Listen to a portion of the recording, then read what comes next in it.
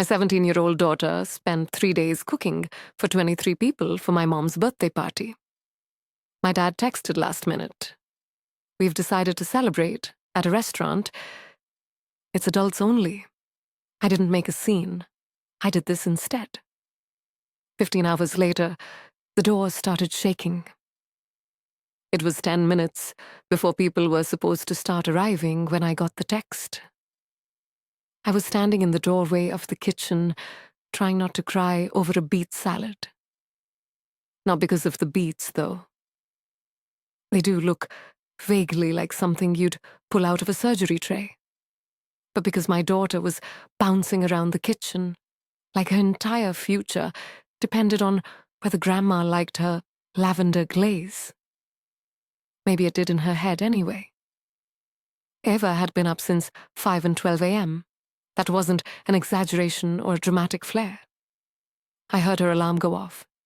She'd already baked, prepped, frosted, stirred, burned one thing, then remade it, and steam cleaned the floor. Once because it was, in her words, giving health inspector energy. The table was set for 23 people.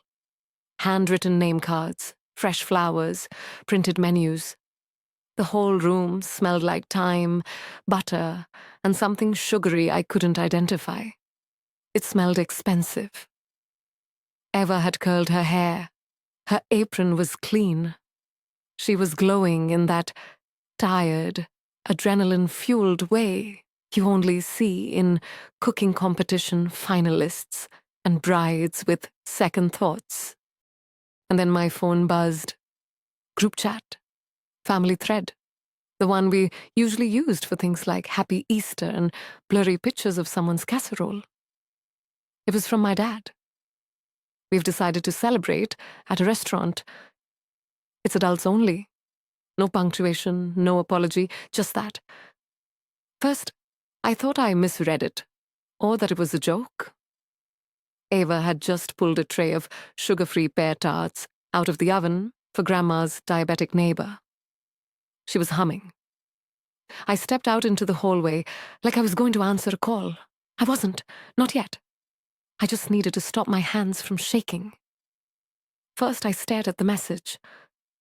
We've decided, not I. I called my dad first. It rang twice. Hey, he said, sounding cheerful. You get the message? You're not coming? I asked. My voice was steady, but only because my body had already entered some kind of survival trance. No, we changed plans. It was just easier this way. We're already here?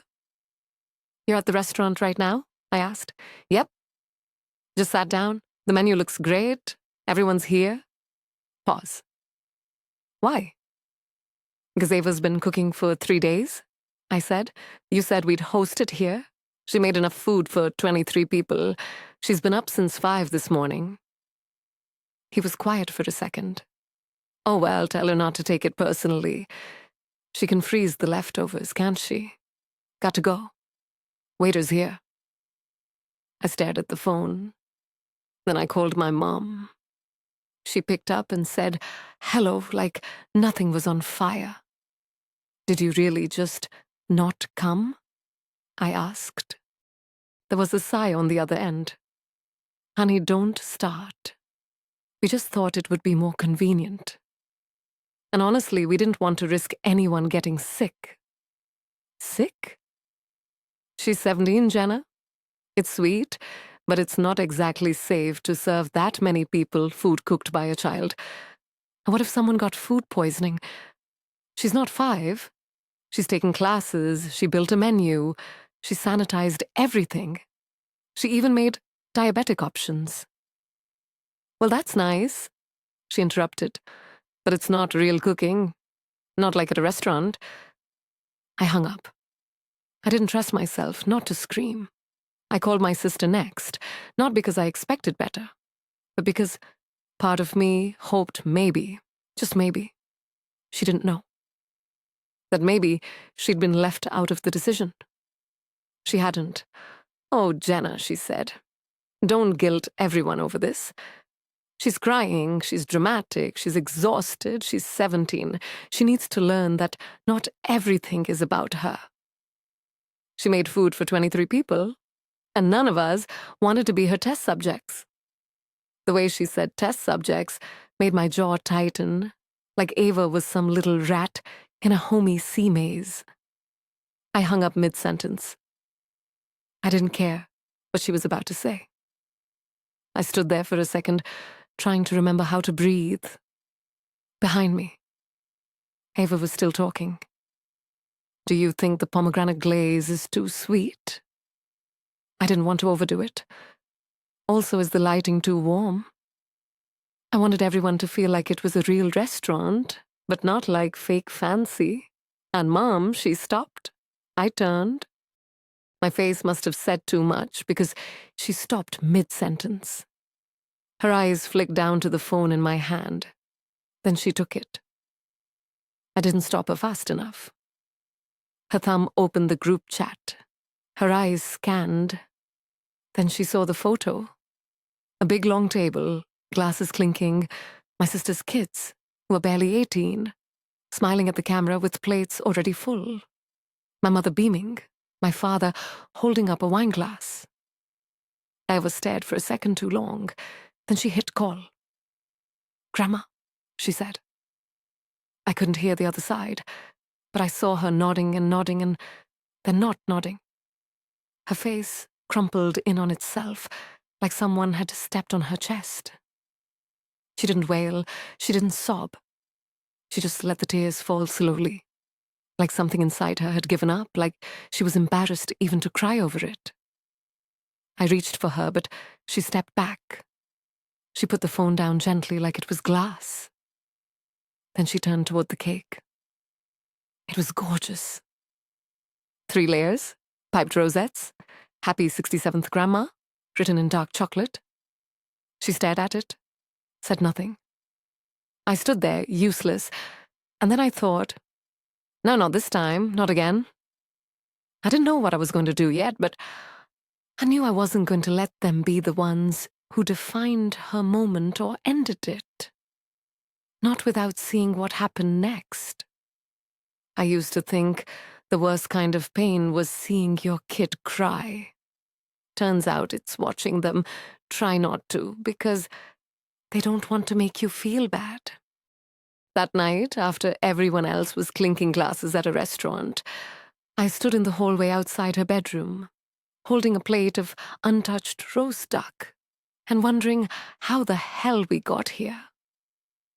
Of course, deep down, I knew exactly how we got here. It started when I was born. And no, I'm not being dramatic. I was the second daughter, 2 years younger, unplanned. My mom never actually said the word mistake, but she didn't have to. She said things like, we thought we were done after your sister, and you were a surprise, but a sweet one. Which translated into plain English means, we didn't want another one, but we're making do. My sister was everything they wanted. Graceful, outgoing, blonde. She could spin in a circle and land applause. I could take apart a broken fan and rebuild it to run better. But all that got me was a lecture about not touching man things. She took ballet. I took apart a toaster once and got grounded for destroying appliances. They paid for every dance class, every recital, every gold-sequined fever dream. When I asked if I could do a weekend handwork course, leatherworking I think it was. We don't have money for that. Besides, what would you even do with it? What I did was turn it into a business. Years later, I run a small but successful company that makes custom handmade home goods. My husband works with wood. Together, we make decent money. Nothing fancy, just solid, honest work. My parents still call it a nice little side thing. Meanwhile, my sister has 2 degrees in literature and dance, and about as much job stability as a sneeze in a wind tunnel. She's lovely, though. Still elegant. Still adored. And because the universe has a sense of humor, I still help her out financially from time to time, quietly, without comment, because that's what I do. I pay for the things no one thanks me for. Birthdays, travel costs, the occasional broken water heater at my parents' house, all quietly absorbed by the bank of, well, Jenna's doing fine. They treat my money like community property, and my opinions like spam mail. And then came Ava, my daughter, my heart, my karma in the very best form. She's like me, but bolder. Niche interest, sure, but zero apologies. Her hands are always flour-dusted or sticky with some sauce she's inventing. She once cried because her halls lacked emotional depth. I have no idea what that means, but I love her for it. Ava wants to be a chef, not likes to cook, wants to be a chef. She reads restaurant reviews the way other kids scroll TikTok. She talks about mise en place, like it's a philosophy. She's already planning which culinary school to apply to, and whether she wants to specialize in patisserie or savory. She's 17, and just like they did to me, the family keeps trying to smother that fire. Oh, it's cute that she likes to play in the kitchen. You'll grow out of it. She's too sensitive to work in that industry. Maybe she should consider something more academic, like her aunt. Right. Because crippling debt and no income is what we're aspiring to now. I've watched Ava bite her tongue more times than I can count. Once after a family brunch, she went into the bathroom and stayed there for 20 minutes. I found her later wiping her eyes and blaming it on an onion she chopped 6 hours earlier. So when she came to me and said, "Mom, I want to cook for Grandma's birthday this year," the whole thing, just me, I was a little stunned, but also proud. She knew how hard that would be, how cruel they could be. She wanted to do it anyway. I asked her 3 times, "Are you sure?" Each time she nodded harder. I want to show them what I can do. And then she did. She made a menu, printed it, organized the kitchen like a military operation, took into account every food allergy, every dietary need, every personal preference. My dad doesn't eat mushrooms. My mom thinks cilantro tastes like soap. Ava adjusted for both. She went shopping with her own money, sourced ingredients, tested everything. She even borrowed a friend's cake turntable so she could practice clean frosting lines. Every night, she'd show me her list, check marks beside each completed task, and then ask, "Do you think they'll like it?" I told her yes every time, but I hated that she even had to ask. On the day of the party, she woke up at 5 a.m. Again, no exaggeration. I heard the clatter of pans, the soft hum of classical music. She says it helps her concentrate, and the tap of her heels across the tile as she danced from oven to counter and back. She looked exhausted by 4 p.m., but glowing, radiant, like she was doing what she was meant to do. You know the rest. They didn't show up. They went to a restaurant instead. All of them. My parents, my sister, my niece and nephew. Even the ones who always show up late with store-bought dip made it. The only people missing were me and my daughter, who had made a 3-tier cake and piped Happy 67th in dark chocolate curls. They didn't just reject the food. They rejected her. And they didn't even bother to lie about it. But here's the part I haven't told you yet. That night, as Ivor sat in her room, pretending to scroll her phone, I got a text, a payment notification.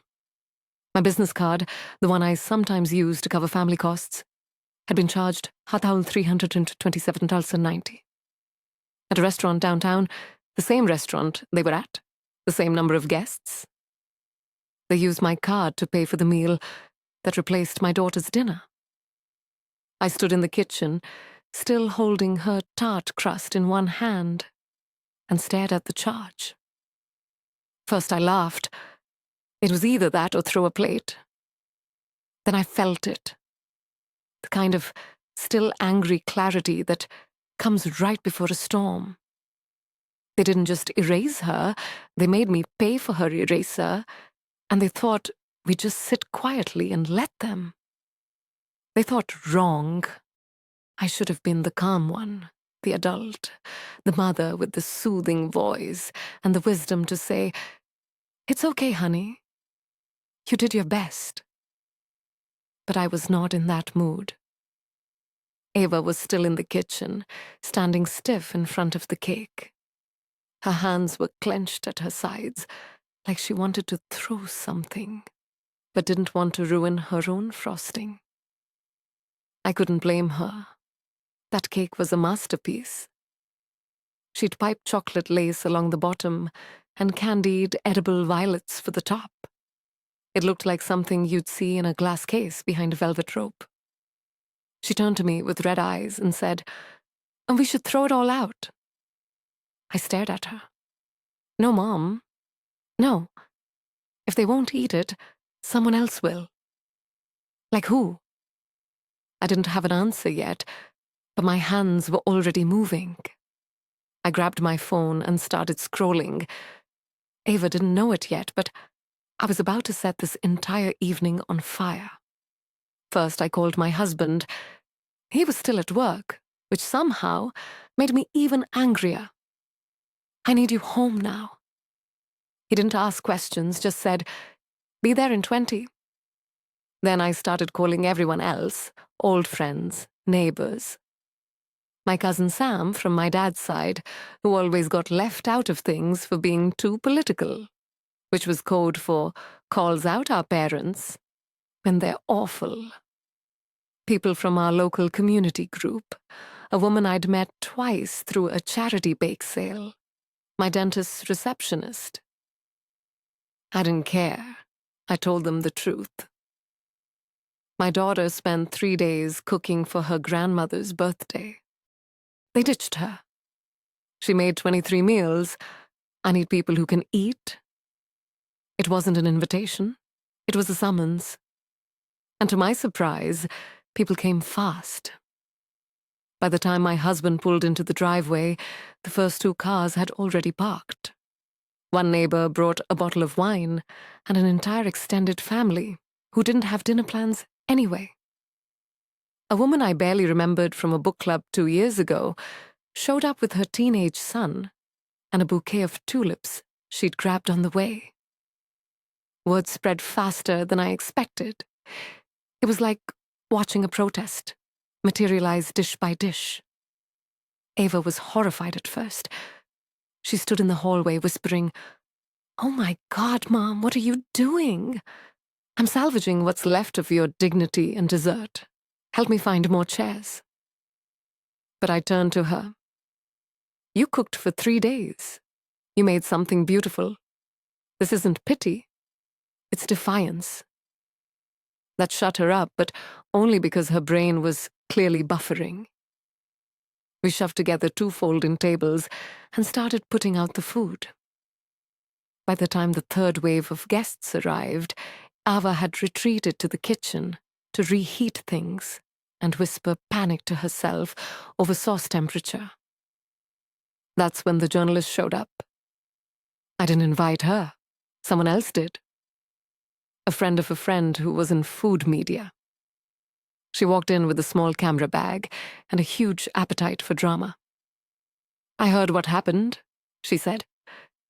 "Is it okay if I taste a few things?" I looked over at Ava, who was standing frozen by the oven, eyes wide. She looked like someone had just asked her to sing on live TV while holding a soule. I said yes for her and handed the journalist a plate. The journalist didn't just taste things. She photographed them, asked about ingredients, took notes. At one point, she whispered to me, You know, she's better than some of the professional chefs I've reviewed, right? I swallowed hard. Tell her that. Eventually, the crowd settled. All 23 seats were full. Eva peeked from the kitchen like a nervous raccoon and asked, "Should I serve the appetizer?" I said, "No, you should serve your menu." And so she did. The room quieted as the first course went out. Then came the murmurs. "Oh, wow. Is that lavender? This is incredible." By the main course, there was clapping. By dessert, someone stood to make a toast to Eva, to the girl who cooked an entire feast, didn't quit when she was kicked down, and whose food tastes better than anyone we've ever paid to feed us. She got a standing ovation, and then, because the universe apparently has a sense of timing, a second cake appeared. Not hers, a store-bought thing someone brought as backup. But they insisted Eva cut hers. She did. She smiled. Barely, but it was real, and I let myself breathe. But the night wasn't over. At 2 a.m., I was still awake when I got the text. It was a link from the journalist, a feature-length article already live. The birthday that wasn't. How a teen chef cooked for 23 was abandoned and ended up hosting the most memorable dinner of the year. The article didn't just praise Eva's food.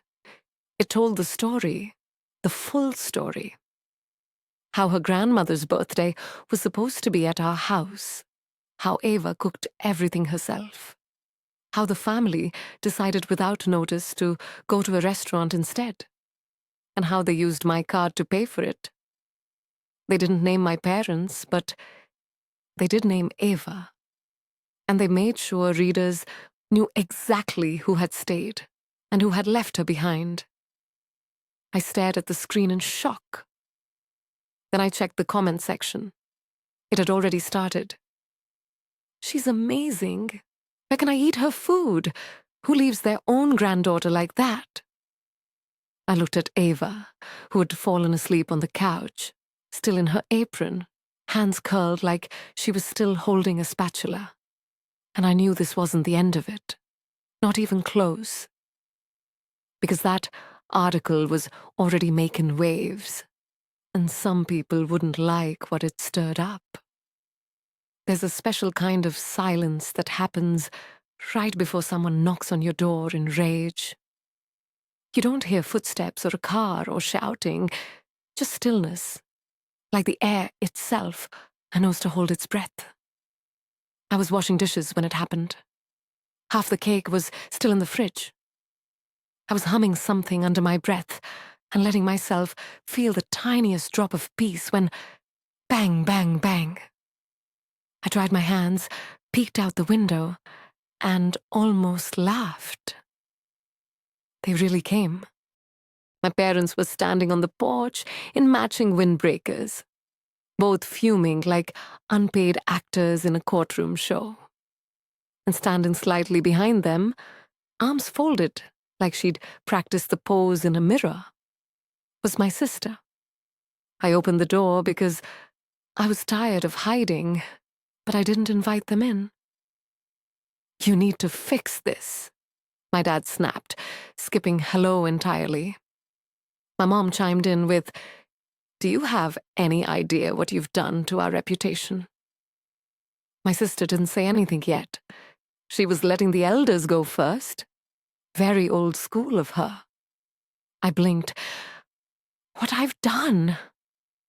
They shoved past me before I could stop them, into my hallway, into my kitchen, into my home. Like they still thought they had some kind of authority here. "You told the media we abandoned Eva," my mom hissed. I crossed my arms. I didn't tell them anything. A journalist came, tasted the food she made, heard what happened, and wrote about it. Honestly, I think they went easy on you. My dad jabbed a finger toward me. "You think this is funny?" Everyone at church read it. Our neighbors read it. My golf group won't even reply to my messages. I raised one eyebrow. Devastating. That's when my sister stepped forward. "You need to tell them it wasn't true," she said, her voice trembling with manufactured calm. "You need to say it was exaggerated, that it was taken out of context." I stared at her. "Taken out of context? Did someone hack your thumbs and send that text from the restaurant? Did I imagine the tail $300 charge on my card? Did Ava hallucinate the photos you all posted from the dinner?" My mom's voice cracked. "She made us look like monsters." "No," I said quietly. "You did that yourselves." "She just cooked." That's when the volume went up. They weren't even talking to me anymore. They were talking at me, around me, through me. She's just a child, and she's already learned to weaponize the internet. She humiliated her grandmother for attention. You raised her wrong. She's dramatic. She's ungrateful. And then this one hit me like a slap. My mom turned toward Ava, who had quietly walked into the hallway behind me, and said, "You should be ashamed of yourself." I didn't remember moving. One second I was in the doorway. The next I was standing square between them and my daughter. That's when my husband walked in. He didn't even ask what was happening. He just saw their faces, saw Ava's tears, and stepped in like a bouncer. "Out," he said. My dad laughed. "This is a family matter. No, this is my home. You came here to scream at a 17-year-old girl who made you dinner. You don't get to hurt her twice. Not today. Not ever." He didn't raise his voice. He didn't have to. They stood there for a moment, fuming, rattling, deflating. Then my sister muttered something about legal action and stormed out. My parents followed. Slam. Silence. Ava was still standing behind me, silent, rigid. I went to hug her, but she turned toward the living room window. There were phones pointed at our house. 3. I leaned closer and saw the source. Our neighbor from across the street, Jeff, standing on his front lawn with a stunned expression. The same Jeff who runs the local Facebook group and live-streamed our last neighborhood barbecue. Of course, I gave him a wave that said both hello, and I will set your compost bin on fire if you post this. Too late? That evening, a video appeared online. Title: The grandparents from that viral Teen Chef story just showed up at her house and screamed at her. Watch what they said. The internet did what the internet does. It lit a match. The comments were brutal. Imagine being this bitter over a cake. They sound like they're auditioning for villains in a Hallmark movie. Who yells at a kid who cooked them dinner? One comment just said, "This is why some of us cut off our families." That night, before I blocked my parents, I saw the final round of texts. "First, you've ruined us. Then we'll take legal action if you don't issue a correction. Then, this is elder abuse, right?" I didn't reply. I blocked all of them, my parents, my sister, their side of the group chat, and I deleted the card they'd used to pay for that dinner. That particular act of financial betrayal wouldn't happen again. Later, I posted something simple. Not a rant, not a call out, just a sentence. We stand by every word, and we're done protecting people who hurt our daughter. I expected backlash. What I got was support. Old friends messaged me. Strangers messaged Ava. A local chef invited her to stage in his kitchen over the summer. Someone from a culinary program she dreamed about said they'd be watching her journey with interest. We didn't celebrate, but we finally exhaled. Fast forward 1 year. Ava got in. Not just anywhere. The program she used to whisper about, the one she thought was impossible. She's still in her first year, but She already has clients, people who want her to cook for events, bake for birthdays, cater for small dinners. Some of them even reference the article. Her food blog, it's flying. She posts recipes, photos, videos. She has followers, real ones, people who see her. She's different now. Not louder, not bolder, just steadier. She never reached out to my parents again. Neither did I. We heard they moved some town 2 hours away. Too many people had stopped inviting them to things. Too many friends suddenly had plans. They told someone they wanted a quieter life. Sure, Ava never saw a real apology, and I never got my money back for that restaurant dinner. But we got something better. Clarity. Peace. Ava got a future built with her own 2 hands, and they can't take that from her. So yeah, that's how my daughter's first heartbreak turned into her first headline. How a ruined birthday turned into a full C-course rebirth. And how I stopped funding people who thought they could buy silence with guilt. I chose my daughter, and I'd do it again tomorrow. But tell me, did I go too far or just far enough? Let me know in the comments. And if you want